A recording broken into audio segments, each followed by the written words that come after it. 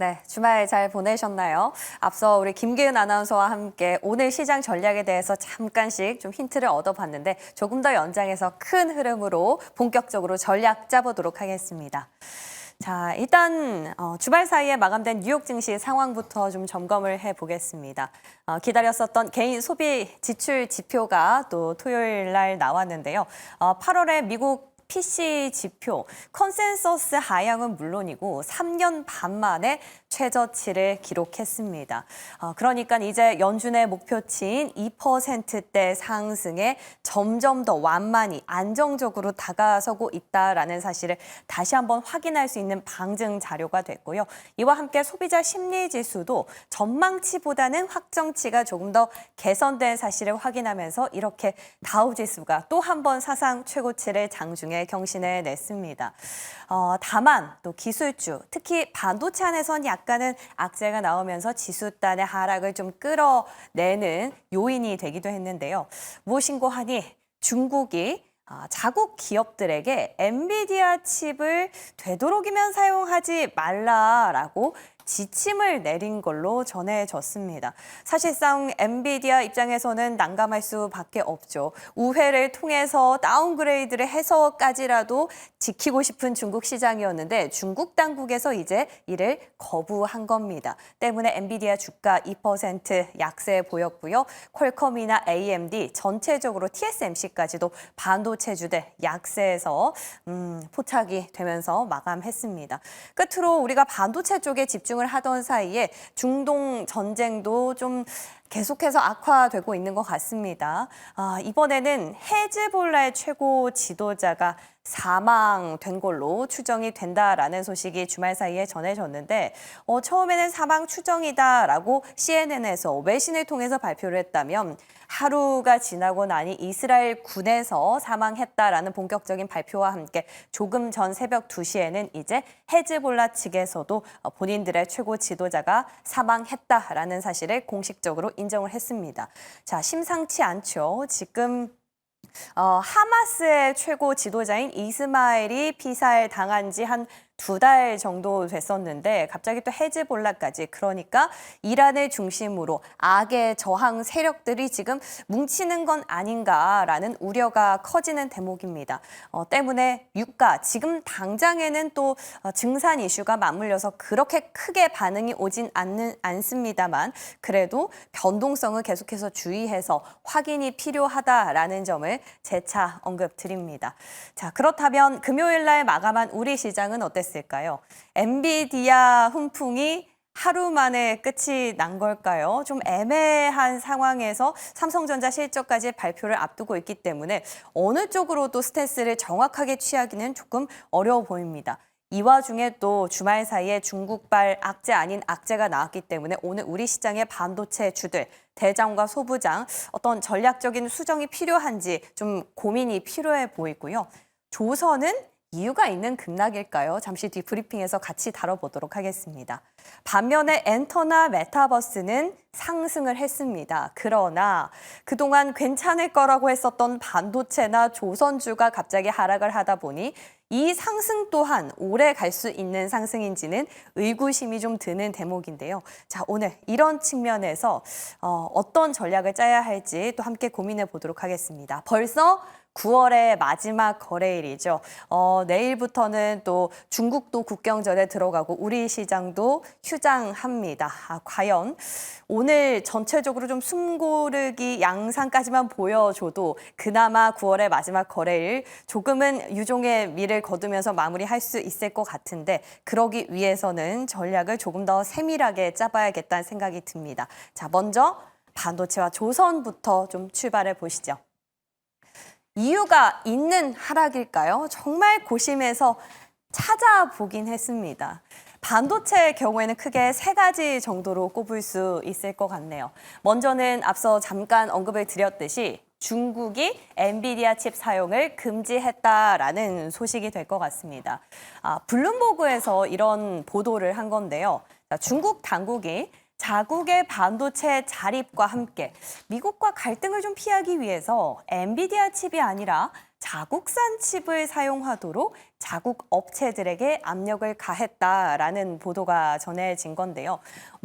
전면적으로 지금 금지할 수는 중국도 없는 상황이죠. 그렇기 때문에 되도록이면 사용하지 말라라고 약간은 조금 스탠스를 열어뒀다라는 겁니다. 자, 그럼에도 엔비디아 입장에선 달갑지가 않습니다. 중국의 경우 엔비디아의 한 3분의 1 정도 매출을 차지하고 있는 아주 또 큰 포션을 갖고 있기 때문에 이 엔비디아에 대한 매출 저하 우려 때문에 2% 정도 약세를 보였고요. 또 블랙을 지연이 다시금 수면 위로 떠오르기도 했습니다. 이유인 즉슨 이번엔 테크 칼럼니스트입니다. 옛 트위터죠. 블랙을 서버가 12월부터는 고객들에게 배송될 예정이다라고 하면서 우려했던 것보다는 지연 기간이 단축됐다라고 이렇게 워딩을 한 건데 사실 전체적으로 이렇게 워딩들을 쭉 살펴보면 이게 왜 악재지 싶으셨을 겁니다. 그러나 시장은 이 지연된 기간이 단축됐다라는 코멘트보다 지연이 됐었지라는 것이 다시금 상기가 되면서 이 부분이 다시 좀 재점화되는 모습이었고요. 끝으로 모건 스탠리도 한 건 한 걸까요? 우리 시장에서는 항상 SK 하이닉스에게 좀 어렵다, 좀 부정적인 코멘트를 내놨었는데 TSMC에는 상당히 긍정적인 호평을 쏟아냈습니다. SK 하이닉스는 목표가 한 반토막된 지 한 8일 정도 만에 블랙의 수요가 급증하기 때문에 TSMC는 지속 성장이 가능할 것이다라는 분석이 그 골자였는데요. 자, AA 반도체 시장이 구조적으로 성장함으로 인해서 TSMC는 성장을 할 거지만 SK 하이닉스는 그 성장세가 둔화된다. 자, 이것이 어떤 로직을 담고 있는지는 잘 모르겠습니다만 어쨌건 이런 오락가락하는 전망 때문에 신뢰도 훼손이 우려된다라는 뼈아픈 지적들도 지금 나오고 있습니다. 자, 반도체 사실은 저희도 계속해서 점검을 해봤을 때 다음 주에 발표가 되는 삼성전자 실적까지는 조금 보자라는 보수적인 스탠스들을 많이 주셨었는데요. 이러지도 저러지도 못하는 상황에서 주말 사이 갑작스럽게 맞이한 악재가 돼버렸습니다. 자, 오늘 시장에서 어떻게 반응을 할 건지 전략 잠시 뒤에 좀 고민해 보도록 하고요. 조선의 경우에도 굳이 하락한 요인을 따지자면 한 4가지 정도로 추려볼 수 있을 것 같습니다. 자, 최근에 증시를 이끌었던 주 요인 중에 하나로 평가받는 것 바로 중국 경기 부양책이었는데요. 오히려 조선주에는 이 부분이 악재가 된 것 같습니다. 자, 중국의 경기가 다시 살아날 것이다라는 희망 때문에 원자재 가격이 급등했었는데 오히려 구리라든지 철강 가격이 오르면서 후판 가격 또한 상승할 것이다. 그렇게 되면 조선주에는 후판가가 큰 비중을 차지하기 때문에 실적이 안 좋아질 것이다. 라는 이런 알고리즘이 또 적용이 된 겁니다. 때문에 실적 약세와 함께 또 3분기 조업 일수 일시적이긴 하지만 실적 약세에 대한 전망에 조금 더 힘을 실어주는 어떤 포인트가 되기도 했고요. 그리고 LNG라든지 컨테이너선 이번에 대량 발주를 하면서 벌써 조선 4사들의 경우에는 올해 목표치를 다 채웠다라는 걸 호재라고 저희도 계속해서 브리핑에서 말씀드렸었는데 사실 올해가 그렇게 좋다 보니 내년은 그만큼 안 될 것이다 라는 또 조금의 근심의 영향도 없지 않아 있었습니다. 이런 상황에서 중국은 또 대거 가격 경쟁력을 무기로 컨테이너선을 발주하고 있다라는 사실도 우리에게는 매크로적으로 있어서 악재가 된 거죠.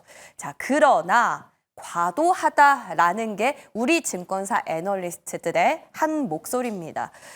가격 오를 순 있으나 이미 조선사들이 가격을 협상할 수 있는 우위에 있기 때문에 이 부분들은 충분히 커버가 보완이 가능하다라는 입장과 함께 이미 수주 잔고가 확보가 돼 있고 이런 상황에서 연말에는 통상 발주가 많이 늘어나는 사이클인데 여기에 금리 인하까지 덮쳐졌으니까 하반기는 수주가 더 늘어날 것이다라는 분석인데요. 끝으로 우리가 익히 알고 있는 신조선가 상승도 같은 맥을 같이 하고 있죠. 자, 이렇다 보니 지금 하락을 자극한 요인과 우리가 기존에 알고 있는 상승 요인이 서로 충돌되고 있습니다. 그러나 시장의 분위기를 보면 하락 쪽에 베팅을 하고 있다는 거죠. 자, 그럼 이 시점에서 고민을 또 해보게 됩니다. 팩트를 따라가야 할 것인지, 투심이 위축되었다면 잠시 B는 피해가는 게 맞는 것인지 고민이 되는데요. 이 부분들 오늘 두 분과 함께 이야기 집중적으로 나눠보도록 하겠습니다. 자, 이렇게 괜찮다라고 했는데도 하락하다 보니 오르고 있는 상승하는 것들에 대한 의구심도 듭니다. 자, 과연 얼마나 갈 수 있는 상승일까요? 대표적인 섹터를 꼽자면 저는 개인적으로 엔터가 아닐까 싶습니다. 일단 시장에서는 SM이라든지 JYP 엔터가 밸류업 지수에 포함이 됐고, 그리고 하반기에는 신인들이 대거 데뷔를 할 예정과 동시에 또 컴백까지 예정이 돼 있기 때문에 모멘텀이 충분하다라는 입장인데요. 그러나 이런 부분들이 아직까지 실적에 곧바로 반영되긴 좀 어렵기 때문에 목표가는 다소 보수적으로 잡고 있습니다. 자, 과연 지난주에 지난해에 승승장구했던 그런 어떤 주가 상승률을 다시금 재현할 만한 튼튼한 모멘텀이 맞는지 궁금해지고요. 메타버스도 급등을 했습니다. 메타에서 AR 기기인 오라이언을 발표한 영향인데요. 이 때문에 사실 국장에서도 그렇지만 미국 시장에서도 굉장히 뜨거운 이슈가 되기도 했습니다. 바로 이 안경 같은 버전이라고 할까요? 그동안 AR 기기 하면 어떤 고글 형식의 굉장히 무겁다라는 단점이 있었는데, 이런 단점들을 보완해서 안경처럼 가볍게 쓸 수 있다라는 것에 시장이 좀 환호한 포인트였습니다. 자, 그런데 메타이어서 하반기에는 애플이 또 MR 헤드셋인 비전 프로 2세대를 발표한다라는 소식이 또 주말사에 나왔습니다. 자, 그렇다면 메타버스 열풍 조금 더 이어질 것인지, 아니면 이것이 AI 수익성으로 직접적으로 귀결되지 않는 상황에서 그저 테마성에 그칠 것인지도 궁금해지는 대목이고요. 끝으로는 카지노나 화장품이죠. 중국 국경절 기대감으로 이렇게나 많이 급등을 했는데, 사실 우리는 알고 있습니다. 화장품의 경우 퐁당퐁당하고 있죠. 연속성을 또 찾기 힘든 상황에서 과연 엔터, 메타버스, 카지노나 화장품 얼마나 갈 수 있는 상승일지 두 분께도 의견 여쭤보도록 하죠. 끝으로는 일정입니다. 당장 내일 저희는 휴장이죠. 그런 일정과 함께 미국에서는 또 제조업 지표가 발표될 예정이고요. 국내에는 반도체 수출 실적과 함께 현대 기아차의 월별 판매 실적도 나옵니다. 그리고 수요일에는 미 대선 부통령 후보 TV 토론이 있고요. 또 쉬는 날이죠. 개천절 연휴에는 미국의 서비스업 지수와 함께 삼성 개발자 컨퍼런스가 있습니다. 끝으로 금요일에는 미국의 실업률이 나오네요. 자, 이번 주 실적 일정들을 봤을 때 가장 중요한 포인트는 현대 기아차의 판매 실적과 함께 테슬라도 3분기 인도량을 발표한다라는 사실입니다. 사실 그 인도량이 잘 나올 거라고 예상을 하기 때문에 테슬라 주가가 상승을 한 바가 있죠. 때문에 완성차, 전기차 쪽 그 모멘텀을 받고 갈 수 있는 지표가 나올 것인지 트래킹이 필요해 보입니다. 자, 끝으로 플러스 알파 이슈도 확인해 보겠습니다. 세계 1위 배터리 업체죠. CATL 공장에 불이 났다라는 소식이 전해졌습니다. 그런데 저희도 계속해서 새벽까지 봤는데 이 보도가 언제 정확히 화재가 발생했는지는 약간 엇갈립니다. 그런데 아무래도 주말 사이 발생한 화재로 추정은 되고 있는데요. 그러나 현재까지 사상자는 없고 또 이 화재 규모의 전체적인 피해 금액도 발표된 바가 없다라는 점.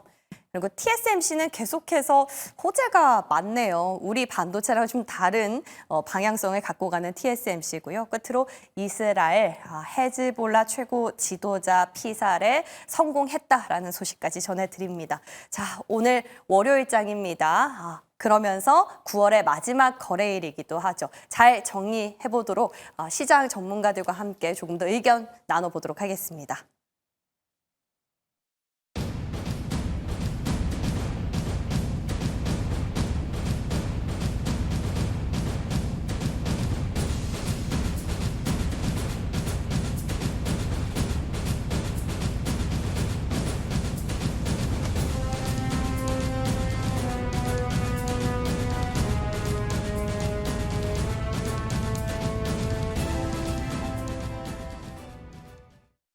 네, 9월의 마지막 거래일입니다. IBK 투자증권 강남센터 김용빈 주임, 오로라 투자자문 이슬희 팀장과 함께합니다. 어서 오십시오. 안녕하세요. 네, 월요일 같지 않은 월요일인 것 같아요, 그죠? 저만 네. 그런가요? 휴일이 많아서. 네, 좋습니다. 자, 저희 쉬는 주말 사이에 또 이슈들이 많이 나왔는데요. 아마 우리 투자자분들 반도체 걱정 가장 많이 하실 것 같아요. 마이크론 실적 잘 나오면서 그 훈풍이 좀 오래 가나 기대했는데, 중국도 갑자기 엔비디아 규제 얘기가 나오고, 뭐 TSMC는 좋다고 하지만 우리랑은 좀 거리가 멀어 보이고, 어떻게 전략을 짜야 될까요?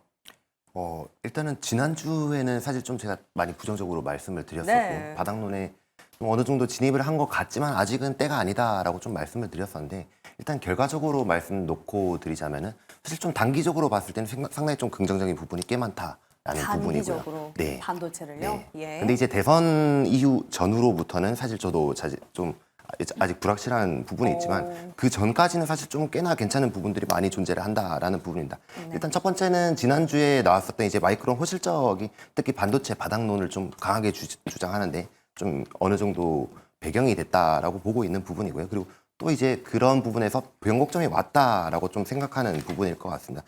특히 일단 반도체 대형주 같은 경우에는 특히 삼성전자만 놓고 봤을 때도요. 일단 밸류에이션 하단 접근을 거의 다 했다. PBR 거의 1기준에 왔었기 때문에 그런 부분에서도 특히 단기 매수 전략이 좀 유효하다라고 보이는 부분이고요.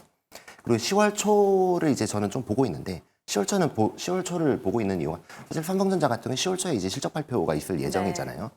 근데 특히 지난 이제 추석을 포함했던 이 9월 20일까지의 뭐 수출액 잠정치 이런 부분을 봤을 때 생각보다 7월달, 8월달보다 너무나 강해요. 20일까지의 수출액 잠정치가 뭐 7월 한 달, 8월 한 달을 보다도 훨씬 더 강하기 때문에 이번 3분기 실적은 좀 어느 정도 기대해도 좋지 않을까라는 좀 생각을 해봐도 될 것 같고요. 하지만 좀 단기적으로 제가 좀 봐야 된다라고 말씀을 드렸던 이유는 이 11월에는 특히 미국 대선 회피 심리에 대한 그런 자금이 여전하기 때문에 그런 부분에서는 좀 일단은 좀 단기적으로 봐야 되지 않을까. 그리고 특히 또 엔비디아 같은 경우에도 뭐 실적 성장에 대한 의구심은 없지만 성장률에 대한 의심은 특히 좀 생기는 구간이기 때문에 그런 부분에서 봤어도 좀 장기적인 것보다 단기적으로 한번 접근할 볼만 하다라는 생각이고요.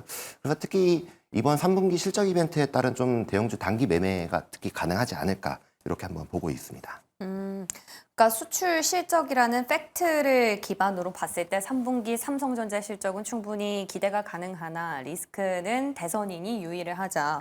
그렇다면 주말 사이에 나온 뭐 블룸버그 지금 그 중국의 엔비디아 칩 규제가 라든지 아니면은 뭐 블랙의 지연 이슈는 영향이 일단 오늘 특히 너무 뭐 단기적인 이슈라고 생각합니다. 그럴까요? 네, 그럼 펀더멘털에 훼손을 주는 건 아니기 때문에 개의치 말고 단기적으로 봤을 땐 좀 긍정적으로 보자. 자, 그렇다면 어떤 기업을 보면 좋을까요? 일단은 특히 사실 고민을 되게 많이 네. 했었습니다. 항상 맨날 삼성전자만 좀 많이 얘기를 했었고 특히 하이닉스 같은 경우는 이 베타가 상당히 크기 때문에 예. 변동성 플레이를 좋아하시는 분들은 사실 하이닉스가 더 맞다라는 생각이 들고 있고 근데 그게 아니라 뭐 지금 시장에서 사실 대형주로 5% 10% 먹어도 되게 잘한다라는 시장으로 저는 체감을 하고 있는데 고난이 그런 됩니다. 부분에서는 특히 삼성전자를 좀 네. 얘기를 드리고 싶고요. 아. 특히 삼성전자 같은 경우는 뭐 아직도 HBM에 대한 그런 악재라든지 예. 그런 여러 가지 노이즈도 상당히 많은 걸로 알고 있긴 합니다. 하지만 이 여러 악재가 이미 상당히 많은 부분이 누적이 되어 왔었고 그런 부분에서도 어느 정도 해소가 충분히 가능할 거다라고 생각은 하는 부분이고요. 네. 그리고 컨센서스도 사실 뭐 지난주까지 너무나 많이 하향이 됐었습니다. 제가 이때까지 말씀드렸던 뭐 환율을 포함한 그런 부분도 상당히 많이 반영이 됐었고 그런 부분 때문에 특히 3분기 실적은 일단 수출을 베이스로 한 그런 부분이 특히 좀 기대치를 많이 상회하지 않을까 이렇게 보기 때문에 일단 네. 지금 접근해서 조금이라도 한번 가져가는 전략을 그래요. 한번 해보셨으면 좋겠습니다. 네, 삼성전자 말씀하셔서 그런데 아마 많은 분들의 가장 큰 고민이 HBM 콜 테스트에 대한 언급이 있을 것이냐라는 부분인 것 같은데 그에 대해서 이번에도 코멘트가 없다면 아무리 실적이 잘 나와도 주가에 좀 하방으로 좀 상승이 좀 막힌 흐름 되지 않을까 싶은데 이 부분은 어떻습니까? 저는 특히 일단 뭐 8만 원대부터 대부분 다 반영이 됐다라고 좀 생각을 하는 부분이고요. 이미 실망감. 이번 실적 포인트에서 좀 봐야 될 건 사실 HBM보다는 일단 레거시용 레거시 디램에 대해서 쪽으로요? 그쪽에서 좀 많이 봐야 되지 않을까 싶습니다. 예, 좋습니다. 레거시 부문 우리가 마이크로 실적에서 조금 힌트를 얻었기 때문에 그 부분 삼성전자도 결을 같이 하는지가 더 중요한 실적의 관전 포인트다까지 짚어주셨습니다. 자, 우리 이슬이 팀장님께는 조선을 좀 여쭤보고 싶습니다. 괜찮다고 했는데 네. 갑자기 급락을 했어요.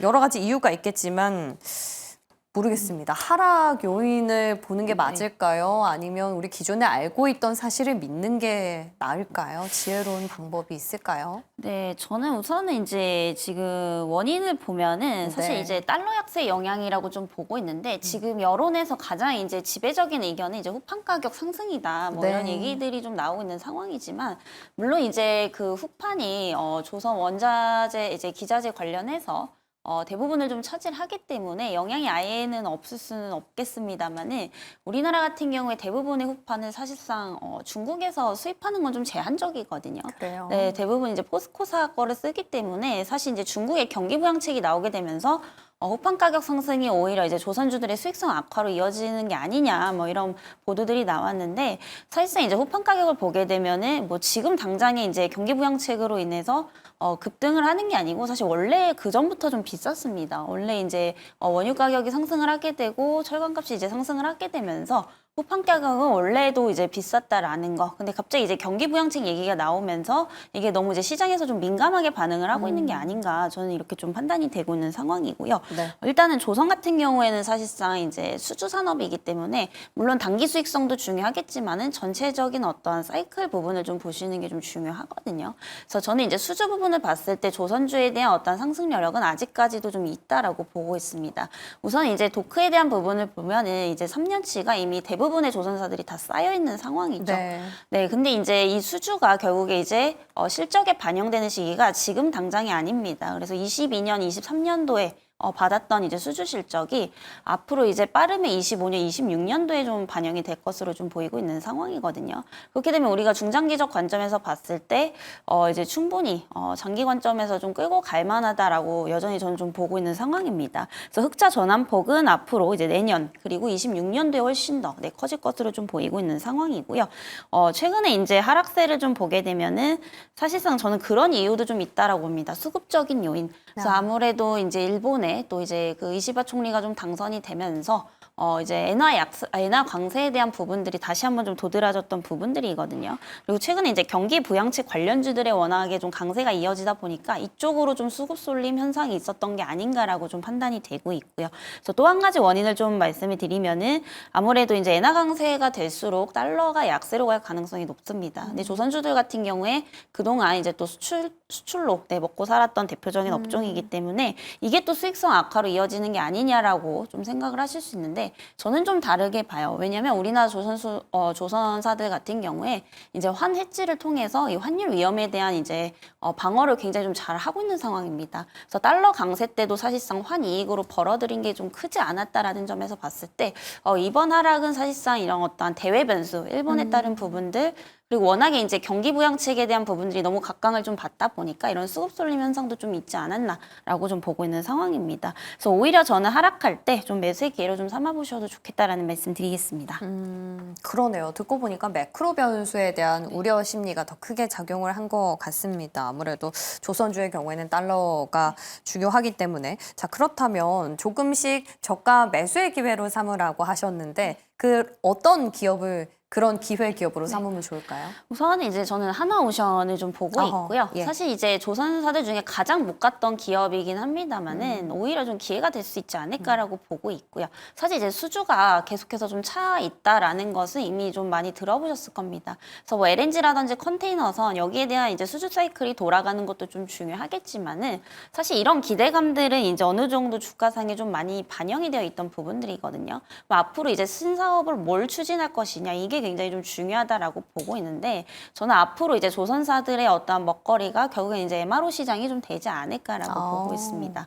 그래서 결국에 이제 MRO 시장에서 가장 앞서 나가는 좀 기업을 보셔야겠다라는 점에서 이 하나오션을 좀 보시면 좋을 것 같고요. 최근에 이제 MRO 시장이 또 미국에서 이제 계속해서 좀 커지고 있는 상황입니다. 네. 그리고 뭐 미국뿐만이 아니라 캐나다라든지 폴란드를 비롯해서 앞으로 이제 70조 원대 수주에 대한 부분들이 이제 앞으로 또 펼쳐질 것으로 예상이 좀 되고 있는 상황이기 때문에 여기에 좀 경쟁력을 갖춘 기업이 전 하나오션이 아닐까라고 좀 보고 있고요. 워낙에 그 또 잠수함 관련해서 과거에 인도네시아 쪽에 또 유일하게 수출한 기업이기 때문에 최근에 또 이제 미국에 이제 조선 그 필리조선소를 또 인수를 했죠. 그래서 이제 현지에 대한 어떠한 시스템 경쟁력도 좀 갖추고 있다라는 점에서 봤을 때 이 MRO 관련해서 가장 큰 수혜를 좀 볼 수 있다라는 점에서 오히려 이제 하락이 좀 나온다라고 한다면은 좀 저가에 모아가시기에 좋지 않을까라는 말씀드리겠습니다. 오, 굉장히 뜻밖의 대답이셨어요. MRO가 유지보수 정비? 그거 말씀하시는 거죠? 네네.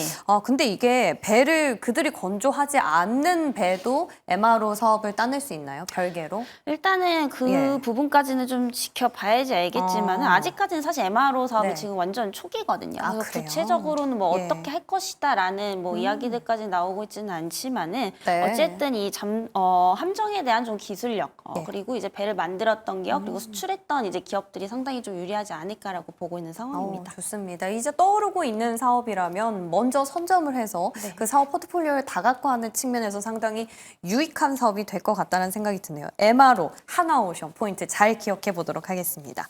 자, 그렇다면 이제 하락의 이유를 찾았으니 상승의 이유도 찾아보면서 이 계속될 상승이 맞는지 돌다리 좀 두드려 보도록 할게요.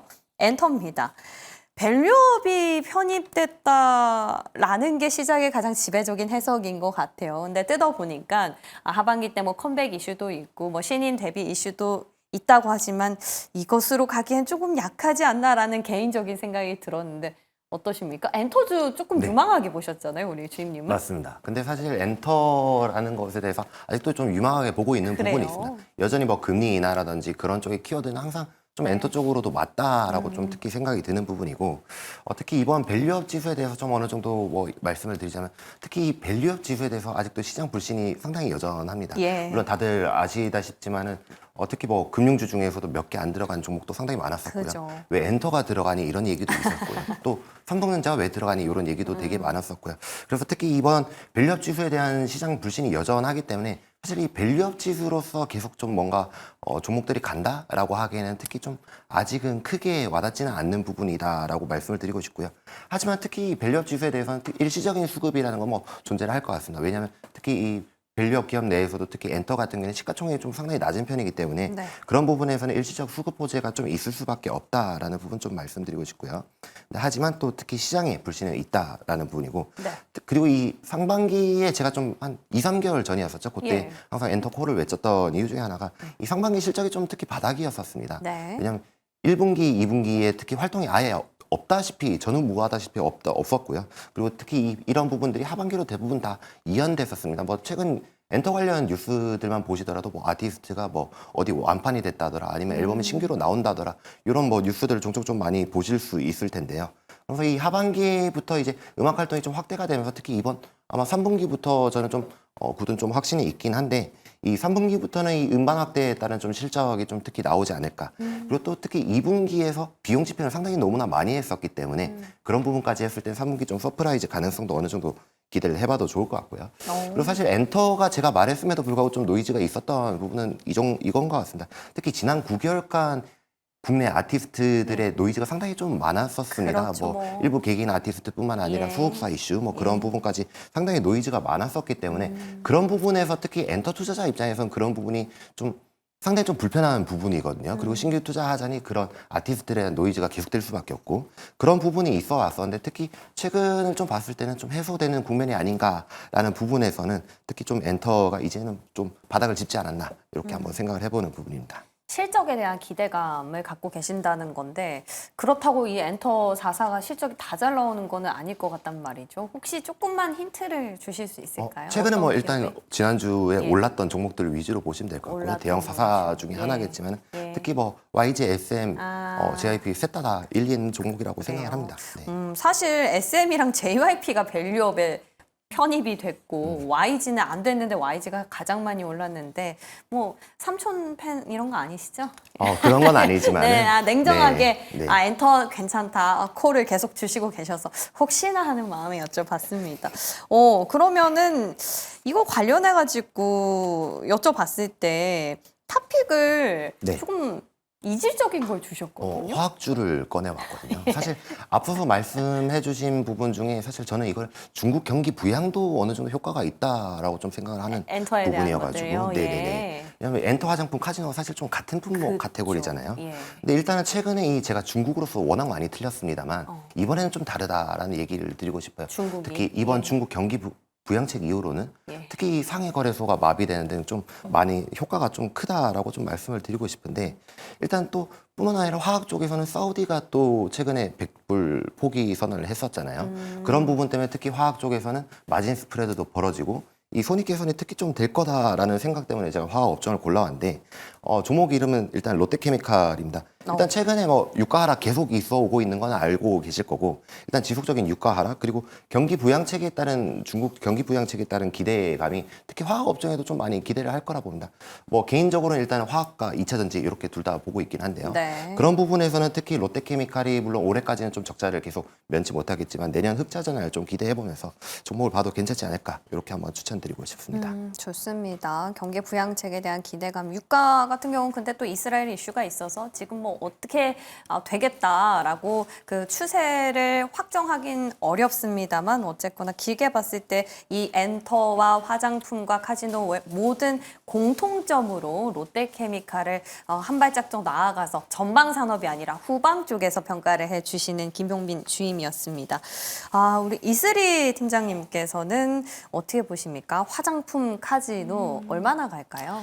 네, 저는 좀 앞으로 이 시세가 당분간은 좀 이어가지 않을까라고 좀 보고 있습니다. 예. 그래서 하루짜리 뭔가 이슈라기에는 지금 중국에서 대규모 거의 이런 지준율 인하가 좀 나왔던 부분이기 때문에 네. 이게 항상 좀 유동성 공급으로 이어졌던 부분이거든요. 그래서 단순히 이제 돈이 풀린다가 아니고 과거에 우리가 데이터를 좀 보게 되면은 항상 중국은 위기 때 이제 지준율을 대폭 인하를 했었습니다. 그래서 대표적으로 이제 2019, 20년도 코로나 팬데믹 이후에 글로벌 유동성이 좀 죽었을 때 그때 당시에도 이제 중소형 은행들이 이제 그 지준율을 대폭 인하를 했었습니다. 그 이후로 이제 2020년부터 21년까지 봤을 때 우리나라 증시도 계속적인 좀 상승이 나왔던 부분들인 것을 감안해 본다면은 이게 실질적으로 사실 중국의 내수 경기 회복으로는 좀 이어질지는 의문이지만 우리나라 입장에서는 어떤 유동성에 대한 부분들에 있어서 당연히 좀 수혜를 볼 수 있지 않을까라는 관점에서 좀 보신다면은 당연히 이제 우리가 주로 수출하고 있는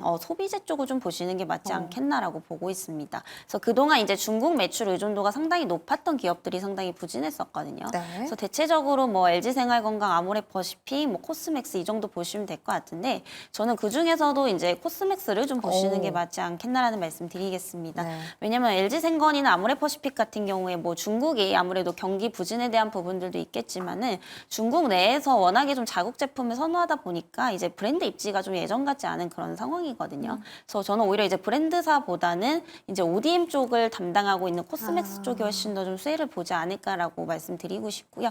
일단은 이제 그 자본 조달이 좀 용이해진다라고 하면은 또 이제 로컬 화장품사들의 어떤 그런 M&A라든지 투자 확대로 좀 이어질 수밖에 없기 때문에 이런 OEM, ODM 기업들의 어떤 그런 생산량 증가로 좀 이어질 수밖에 없겠다라고 네. 좀 보여지고 있어서 이 코스맥스를 이제 앞으로 이제 그 경기 부양 관련해서 가장 이제 탑픽으로 좀 말씀을 드려보도록 하겠습니다. 이 코스맥스가 중국 기업한테도 ODM 수주를 받고 있나요? 네, 이제 여러 가지 이제 기업들에게 좀 받고 네. 있는 상황이기 때문에 뭐 네. 관련 수혜주로서 좀 보시면 될 것 같습니다. 좋습니다. 화장품 얘기 참 많이들 하시는데 사실 코로나 기간 동안 중국 그들 자체의 화장품 브랜드들도 굉장히 상향 평준화됐다라고 들어서 좀 걱정이 됐는데 그러니까 요즘에 유통이라든지 OEM, ODM 쪽의 얘기가 많이 나오는 것 같습니다. 이런 포인트에서 힌트 좀 얻어 가보시면 좋겠습니다.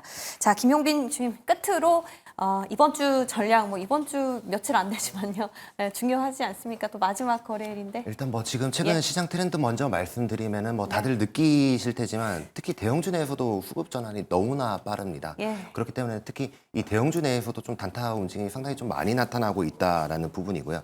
그렇게 된다면 특히 장기 보유라는 측면에서 봤을 때 지금 이런 뉴스가 나왔다고 해서 매수를 해도 될까? 그런 부분에서는 아직도 한 11월 대선 이후를 좀 많이 기대해 봐야 되지 않을까 싶고요. 그리고 사실 제가 지난주까지는 바이오에 대해서 좀 매수를 한번 해봐도 되지 않냐 이런 얘기를 했었는데 이젠 좀 꺾어야 될 것 같습니다. 너무 뭐 길었던 구간일 수도 있고 너무 짧았던 그래요. 구간일 수도 있는데 일단 10월부터는 이제 바이오에 대해서 좀 어느 정도 뭐 어깨에 팔아라 이런 얘기를 해야 될 것 같은 게 일단 최근 트렌드를 봤을 때 2차 전지랑 반도체 쪽으로 수급 쏠림이 상당히 좀 심합니다. 특히 대형 섹터 내에서도 바이오 2차 전지 배터리가 사실 반도체랑 이렇게 네. 다 같이 이제 먹고 있는 시장이기 때문에 그렇죠. 그런 부분에서도 이 수급 쏠림이라는 것을 저희가 버텨낼 수 있을까? 그런 상당히 좀 기대라 해야 되나? 그런 실망감이 좀 있을 수도 있을 것 같고요.